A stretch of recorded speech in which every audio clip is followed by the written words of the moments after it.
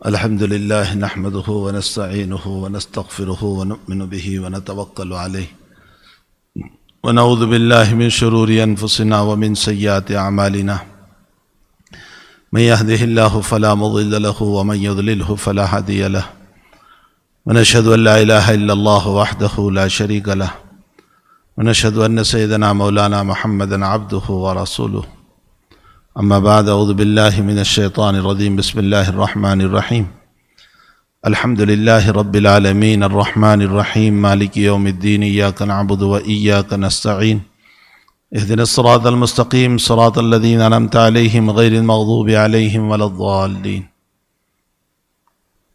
صدق اللہ العظیم۔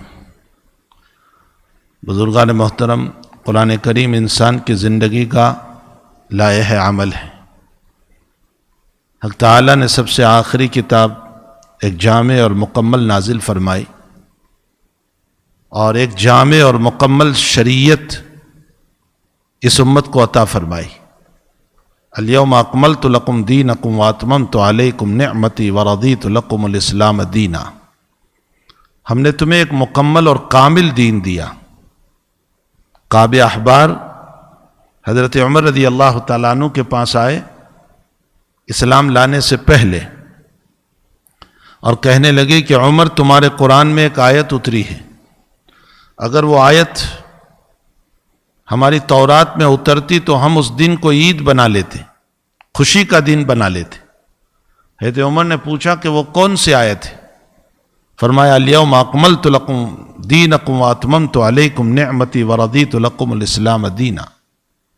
یہ کامل و مکمل دین کی بشارت جو سنائی، اور اللہ نے سب سے بڑھ کر اس دین اسلام کے لیے رضامندی کا اعلان کیا، وَرَضِيتُ لَكُمُ الْإِسْلَامَ دِينًا، میں تمہارے دین اسلام سے راضی ہو گیا۔ یہ آیت اتنی زبردست ہے کہ ہماری تورات میں اترتی تو جس دن یہ اترتی اس کو ہم خوشی کا دن بنا لیتے۔ حضرت عمر رضی اللہ تعالیٰ عنہ نے فرمایا کہ مجھے خوب معلوم ہے، یہ آیت عرفہ میں اتری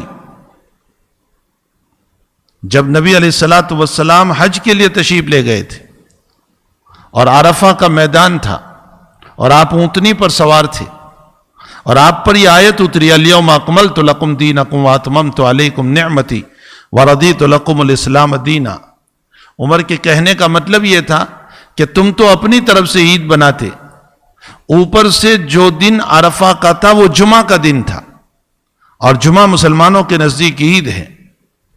عمر نے اشارہ فرمایا تم اپنی طرف سے عید بناتے، اللہ نے تو خود عید کے دن اس آیت کو نازل کیا، اس لیے کہ عرفہ مسلمانوں کے لیے ایک عید ہے، عید سے ملا ہوا دن ہے، پھر جمعہ کا دن ہے، تو یہ کامل و مکمل شریعت عطا فرمائی۔ افسوس کہ آج میرا آپ کا حال یہ ہو گیا کہ ہم اخلاق کی تلاش میں دوسروں سے بھیک مانگ رہے ہیں، حالانکہ ہمارے نبی کریم صلی اللہ علیہ وسلم نے ایک کامل و مکمل ہمیں دین دیا ہے، لیکن ہم اخلاق کے باب میں دوسروں کے پاس بھیک مانگ رہے ہیں اور یہ سوچ رہے ہیں کہ یہاں سے اخلاق ملے، ان سے اخلاق ملے، ان سے اخلاق ملے۔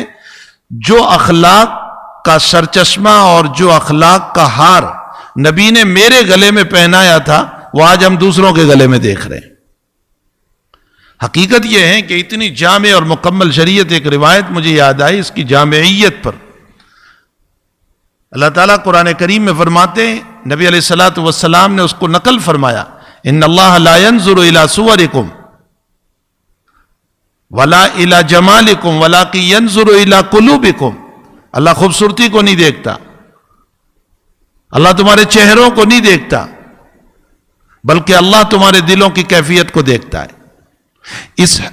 اس کی وضاحت کے لیے امام احمد ابن حنبل رحمۃ اللہ علیہ نے ایک روایت نقل فرمائی، نبی علیہ السلام فرماتے ہیں کہ ان اللہ تبارک و تعالی یقول، اللہ تعالیٰ یہ کہتے ہیں انا لا اتقبل الکلام الحکمہ، میں حکمت والی باتوں کو قبول نہیں کرتا ہوں۔ بڑی شاندار بات کر رہا ہے، بڑی شاندار بات، لیکن قلوبہم قلوب الجیاف، ان کے دل جو ہیں وہ حیوانوں کی طرح ہے، لائن کی طرح ہے۔ وَأَلْسِنَتُهُمْ أَحْلَى مِنَ السُّكَرِ، اور ان کی زبانیں جو ہیں وہ سگر سے زیادہ میٹھی ہے، یعنی بولنا بڑا اچھا ہے لیکن دل بھیڑیوں کی طرح ہے. اللہ کہتا ہے میں ایسی حکمت والی باتوں کو قبول نہیں کرتا جو بڑی شان سے حکمت کی باتیں بولتا رہتا ہے، جیسے آج کل واٹس ایپ کے اوپر سب باتیں چلتی ہے حکمت کی، لیکن اس کے چہرے کو دیکھا جائے، اس کی شکل کو دیکھا جائے، اس کی صورت کو دیکھا جائے تو ہمیں لگتا ہے نبی سے کوسوں دور ہے. تو اللہ کے حبیب فرماتے ہیں کہ ان اللہ تبارک و تعالی یقول، اللہ یوں کہتا ہے انا لا اتقبل کلام الحکمہ، میں حکمت والی باتوں کو قبول نہیں کرتا، بلکہ میں اس دل کو قبول کرتا ہوں جو میرے ساتھ تعلق معی، جو میرے ساتھ تعلق رکھتا ہو، وہ خلوصاً معی، اور اخلاص رکھتا ہو، میں اس کو قبول کرتا ہوں. سنو اس سے آگے اللہ کے نبی کیا فرماتے ہیں. آگے اللہ نے یہ فرمایا کہ اس کی خاموشی پر بھی وہ نہیں بولے گا. کوئی حکمت کے موتی جاری نہیں ہوتے، وہ باتیں نہیں کرتا ہے، وہ بولتا نہیں ہے، لیکن دل اس کا اللہ کے ساتھ ہے، تعلق اس کا اللہ کے ساتھ ہے، دل میں خلوص ہے. تو اللہ یوں کہتا ہے میں اس کی خاموشی پر بھی میری تعریف کا ثواب عطا کروں گا. انا آتا لہو، میں اس کو عطا کروں گا اس کی خاموشی پر، حمدن لی، میرے حمد کا ثواب، کہ وہ گویا خاموش رہنے پر بھی وہ میری تعریف کر رہا ہے. وہ وقارن، اور ساتھ ساتھ میں اس کو وقار عطا کروں گا. بہت بولنے سے وقار نہیں آتا، انسان جہاں چاہے جس طرح چاہے بولتا رہتا ہے اور وہ سمجھتا ہے میرا وقار. بہت بولنے سے وقار نہیں آتا، وقار خاموشی پر آتا ہے، وقار زبان کے چپ رکھنے پر آتا ہے. بلکہ زبان جتنی چلتی ہے انسان معاصی میں مبتلا ہوتا ہے، انسان گناہوں میں مبتلا ہوتا ہے، انسان برائیوں میں مبتلا ہوتا ہے. مولانا تقی صاحب عثمانی نے کسی جگہ پر لکھا ہے بخاری کے درس میں، فرمایا جس بات کو تم بول رہے ہو یا جس بات کو تم لکھ رہے ہو، پہلے یہ سوچ لو کہ مجھے اس کا حساب اور جواب دینا ہے ایک احکم الحاکمین کے سامنے. اگر تم قیامت میں اس کو ثابت کر سکتے ہو تب تو بولو اور لکھو، اور اگر تم میں ہمت نہیں ہے تو چپ ہو جاؤ، ورنہ قیامت میں اللہ کو جواب دینا مشکل ہو جائے گا. حکیم الامت حضرت اقدس فرماتے ہیں تھانوی رحمت اللہ علیہ، فرمایا وہ دن وہ ہوگا کہ جس دن انبیاء علیہم السلام کے پاؤں لرزہ بر اندام ہو جائیں گے، بول نہیں پائیں گے، اور آدم جیسے آدم، اور نوح علیہ السلام جیسے نوح علیہ السلام، اور ابراہیم خلیل اللہ ہوتے ہوئے، اور موسیٰ کلیم اللہ ہوتے ہوئے، اور عیسیٰ روح اللہ ہوتے ہوئے، سب کے سب یہ کہیں گے کہ ہم آج کچھ نہیں کہہ سکتے ہیں. وہاں میرے اور آپ کا کیا حال ہوگا؟ جہاں انبیاء کا یہ حال ہے، اولو العزم پیغمبروں کا یہ حال ہوگا، وہاں میں اور آپ ہم کس کھیت کی مولی ہو سکتے ہیں. اس لیے ہمیں چاہیے کہ ہم کسی بات کو بولنے سے پہلے تولیں، یا کسی بات کو لکھنے سے پہلے 50 مرتبہ تولیں. بخاری شریف کی روایت ہے، ذات اقدس صلی اللہ علیہ وسلم فرماتے ہیں جس نے 2 عضووں کی حفاظت کی ذمہ داری مجھ کو دی، میں قیامت کے دن اس کو ہاتھ پکڑ کے جنت میں لے جاؤں گا. وہ کون 2 عضو ہے؟ فرمایا ایک شرمگاہ ہے اور دوسرا زبان ہے. مابین اللحیتین، 2 ہونٹوں کے بیچ میں جو ہے، 2 جبڑوں کے بیچ میں جو ہے، اور ایک 2 ران کے بیچ میں جو ہے، یعنی جو شرمگاہ ہے اور زبان ہے، اس کی حفاظت کی ذمہ داری جو دیتا ہے. تو بہرحال میرے بھائیو، حقیقت یہ ہے کہ یہ قرآن کریم عظیم المرتبت کتاب جو اللہ تعالیٰ نے ہم کو عطا فرمائی ہے، ہمیں اس قرآن کریم کو اپنا لائے عمل، اپنی زندگی، اپنا اسوہ، اپنا امام، اپنا پیشوا بنانا چاہیے، اور اس قرآن کے اوپر ہمیں چلنا چاہیے. میں نے اس قرآن کی پہلی سورت کو پیش کیا ہے جس کو سورہ فاتحہ کہا جاتا ہے. اس سورت کے اندر قریباً 26 الفاظ ہے. یہ سورت میں 26 الفاظ ہے یا 25 الفاظ ہے، اور 126 حروف ہے، اور 7 آیتیں ہیں. اور یہ سورت 2 مرتبہ اتری ہے، مکہ میں بھی اتری اور مدینے میں بھی اتری. مکے میں جب یہ اتری ہے تو سورہ مدثر اور مزمل اور اقرا بسم کے بعد اتری، اور مکمل طور پر اگر سب سے پہلے کوئی سورت نازل ہوئی ہے تو وہ سورہ فاتحہ نازل ہوئی. اور کوئی نماز ایسی نہیں کہ جس کے اندر سورہ فاتحہ نہ پڑھی جاتی ہو، چاہے وہ فرض ہو، نفل ہو، وتر ہو، واجب ہو، سنت ہو. تمام نمازوں میں پہلے سورہ فاتحہ ہے، اس کے بعد ضم سورت ہے. بلکہ بعض علماء نے تو جو ہے صلاۃ جنازہ میں بھی سورہ فاتحہ کو کہا ہے. حضرت الامام شافعی رحمۃ اللہ علیہ، امام مالک رحمۃ اللہ علیہ، اور حضرت امام احمد ابن حنبل کے وہاں صلاۃ جنازہ کی پہلی تکبیر کے بعد سورہ فاتحہ ہے. خود احناف کا بھی ایک قول ہے کہ اگر کسی نے ثنا کی جگہ پر الحمد شریف کو پڑھ لیا تو اس صورت میں اس کو اللہ کی تعریف کا حق ادا ہو جاتا ہے. یہ صاحب ہدایہ نے بھی لکھا ہے کہ کسی نے ثنا کی جگہ الحمد پڑھ لیا. حضرت قاضی ثناء اللہ پانی پتی رحمۃ اللہ علیہ جنہوں نے تفسیر مظہری لکھی ہے، انہوں نے اپنے وصیت نامے میں یہ لکھا تھا کہ جو میری جنازے کی نماز پڑھائیں وہ ثنا کی جگہ الحمد شریف پڑھے. تو ہمارے وہاں بھی ایک قول ہے. بہرحال کوئی نماز ایسی نہیں کہ جس میں سورہ فاتحہ نہ پڑھی جاتی ہو. اس سورت کے علماء نے 40 نام بیان فرمائے. الاتقان فی علوم القرآن میں علامہ سیوطی رحمۃ اللہ علیہ نے 25 نام لکھے، لیکن دیگر علماء نے اس کے اور بھی نام ذکر فرمائے اور 40 نام ذکر فرمائے. اس کو سورہ شافیہ بھی کہا گیا، سورہ کافیہ بھی کہا گیا، سورہ فاتحہ بھی کہا گیا، ام القرآن بھی کہا گیا، سبع مثانی بھی کہا گیا. یہ متعدد نام ہے اس سورت کے. اور یہ سورت اتنی عظیم المرتبت سورت ہے، اتنی عظیم المرتبت سورت ہے. حضرت ابو سعید خدری رضی اللہ تعالیٰ عنہ کی روایت بخاری شریف میں ہے کہ اپنے رفقا کے ساتھ کہیں تشریف لے جا رہے تھے. رات میں قیام فرمایا. جس بستی میں قیام کیا ان لوگوں کے پاس کھانا نہیں تھا. بستی والوں سے کہا کہ بھئی کھانا کھلاؤ. انہوں نے کہا کہ نہیں ہم نہیں دیں گے. اچھا پیسے سے دے دو. پیسوں سے بھی نہیں دیا. بالآخر مسئلہ یہ ہوا کہ وہاں کا جو چودھری تھا، جو پردھان تھا، جو سرپنچ تھا، جو امیر تھا، جو اس بستی کا بڑا تھا، اس کو کسی موذی جانور نے کاٹ لیا. ہو سکتا ہے سانپ نے کاٹا ہو سکتا ہے بچھو نے کاٹ لیا ہو. کسی موذی جانور نے، زہریلے جانور نے کاٹ لیا. یہ لوگ دورے دورے ابو سعید خدری کے پاس آئے اور فرمایا تمہارے اندر کوئی رقیہ جانتا ہے، کوئی جھاڑ پھونک جانتا ہے کہ جو ذرا دم کر دیں اور ہمارے ساتھی کو اچھا ہو جائے، ہمارے امیر کو اچھا ہو جائے. ابو سعید خدری نے فرمایا کہ ہاں ہم جانتے ہیں، لیکن ایک ریول لیں گے بکریوں کا. 30 بکریاں یا 90 بکریاں علی حسب الاختلاف ہے. مطلب یہ ہے کہ کچھ بکریاں لیں گے. انہوں نے منظور کر لیا کہ ہم دینے کے لیے تیار ہیں. ابو سعید خدری رضی اللہ تعالیٰ عنہ گئے اور سورہ فاتحہ پڑھ کے دم کیا. اللہ نے فاتحہ کی برکت سے اس امیر اور اس سرپنچ کے اور اس چودھری کے اور اس پردھان کے زہر کو ختم کر دیا. اتنی زبردست صورت.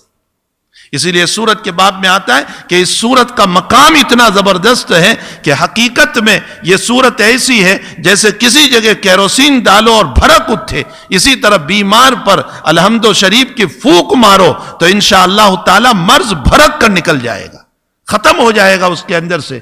حضور پاک صلی اللہ علیہ وسلم کا معمول گرامی یہ تھا کہ آپ الحمد شریف پڑھ کر اور سورہ اخلاص قل هو اللہ شریف پڑھ کر کے دم کیا کرتے تھے اور ان کو شفا ہو جاتی تھی. ہمارے حضرت مولانا حسین احمد مدنی نور اللہ مرقدہ نے لکھا ہے کہ جو آدمی فجر کی فرض اور فجر کی سنت ان دونوں نمازوں کے بیچ میں، سنت اور فرض ان دونوں نمازوں کے بیچ میں 41 مرتبہ 41 مرتبہ الحمد شریف کی تلاوت کرے گا، فرمایا فتوحات کا دروازہ، کامیابی کا دروازہ، رزق کا دروازہ، مسائل کے حل ہونے کا دروازہ، مصائب کے ٹوٹنے کا دروازہ، مشکلوں کے حل ہونے کا دروازہ ایسے کھلتا چلا جائے گا جیسے کسی دروازے پر لاک لگا ہوا ہو اور اچانک وہ دروازے کا لاک ٹوٹ جائے.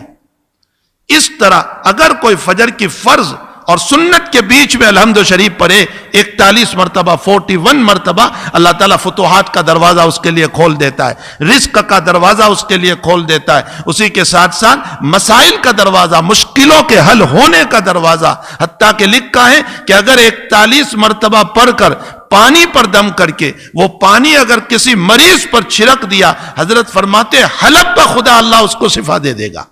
اللہ تعالیٰ اس کو نجات عطا فرما دیں گے، اس کو شفا عطا فرما دیں گے. یہ سورہ فاتحہ کے اندر الحمد شریف کے اندر جو ہے اللہ تعالیٰ نے بڑی فضیلت لکھی ہے. بعض صوفیہ نے لکھا ہے کہ جو آدمی روزانہ غیر المغضوب علیہم ولا الضالین کا ورد کر کے، کتنی مرتبہ ورد کرے؟ کسی نے کہا 41 مرتبہ 41، کسی نے کہا 101 مرتبہ 101، غیر المغضوب علیہم ولا الضالین یہ پڑھ کر کے اللہ سے دعا کریں کہ اللہ مجھے بھٹکتے راستے پر نہ چلانا، مجھے گمراہی والے راستے پر نہ چلانا، میری اولاد کو نہ چلانا۔ تو صوفیہ نے لکھا ہے، میں کوئی اور صوفی کی بات نہیں کر رہا ہوں، ان اکابر کی بات کر رہا ہوں جن کے اوپر ہمیں اعتماد ہے، خواجہ الملت والدین حضرت خواجہ نظام الدین اولیاء رحمت اللہ علیہ اور علامہ احمد کبیر رفاعی رحمت اللہ علیہ، ان دونوں بزرگوں نے لکھا ہے کہ اگر اس آیت کی تلاوت کرتا رہا اور اس کے بعد دعا کی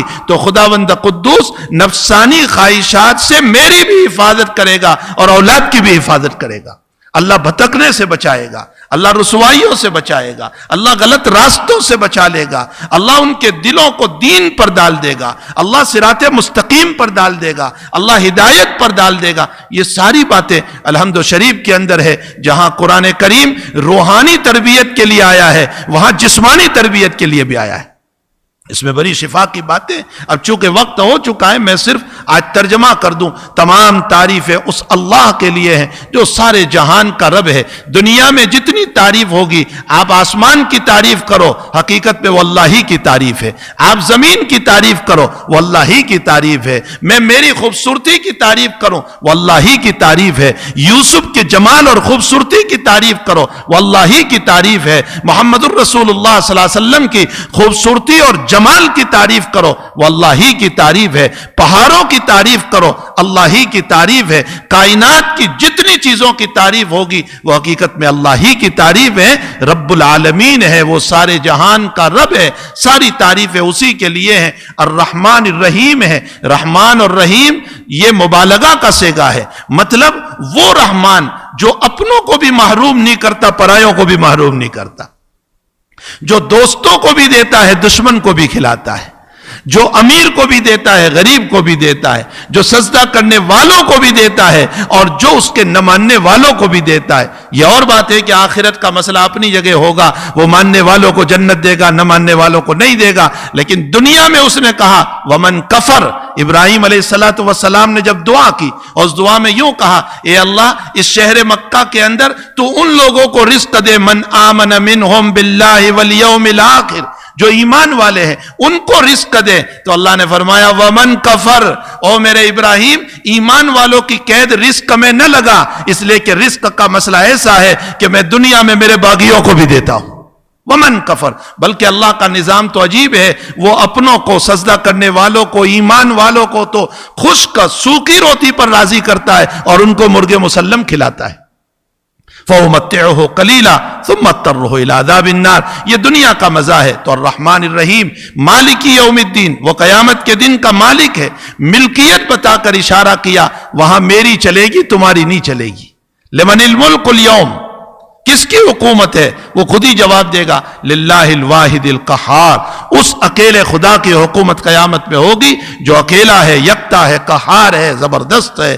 بہرحال یہ الحمدللہ رب العالمین الرحمن الرحیم مالک یوم الدین، یہ اللہ کی تعریف کے سلسلے میں ابو ہریرہ فرماتے ہیں کہ اللہ تعالیٰ نے اس کو اپنے لیے رکھا، الحمدللہ رب العالمین الرحمن الرحیم مالک یوم الدین۔ اس کی ملکیت کیسی ہے، وہ کیسا مالک ہے، انشاءاللہ کسی اور موقع پر اس کی وضاحت کروں گا، تاکہ ہمیں اپنے رب سے، اپنے مولا سے، اپنے اس پروردگار سے، اس مالک سے جس نے ہم کو عدم سے وجود دیا، جس نے خون کے لوتھرا اور منی کے قطروں سے خوبصورت چہرہ بنایا اور چہچہاتا چہرہ بنایا اور مسکراتا چہرہ بنایا اور بغیر کپڑے کے آنے والے کو کپڑا بھی دیا، مکان بھی دیا، اولاد بھی دی، جائیداد بھی دیا اور ہنستا کھیلتا رکھا۔ وہ رب کیسا ہے، وہ مربی کیسا ہے، وہ تربیت کرنے والا کیسا ہے۔